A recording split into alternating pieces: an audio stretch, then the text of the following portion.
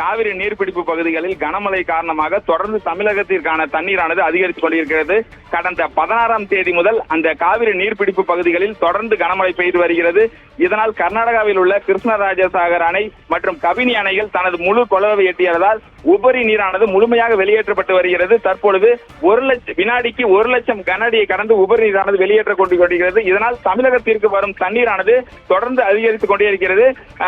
மேலும் ஒகேனக்கல் மற்றும் மேட்டூர் அணைக்கான நீர்வரத்து தொடர்ந்து அதிகரித்துக் கொண்டே இருக்கிறது. மேட்டூர் அணையானது கடந்த 16ஆம் தேதி 44 அடியாக இருந்தது. அதன் பிறகு தற்பொழுது படிப்படியாக உயர்ந்து 92.62 அடியாக உயர்ந்துள்ளது. இன்னும் ஒரு சில தினங்களில் மேட்டூர் அணையானது 100 அடியை எட்ட உள்ளது. தொடர்ந்து விவசாய பாசனத்திற்கும் தண்ணீரானது திறந்து விடப்படும் என அதிகாரிகள் தெரிவித்துள்ளனர். தற்பொழுது மேட்டூர் அணைக்கான நீர்வரத்து வினாடிக்கு 32,699 கன அடியிலிருந்து 45,598 கன அடியாக அதிகரித்துள்ளது. குடிநீர் தேவைக்காக 1000 கன அடி நீர் வெளியேற்றப்பட்டு வருகிறது.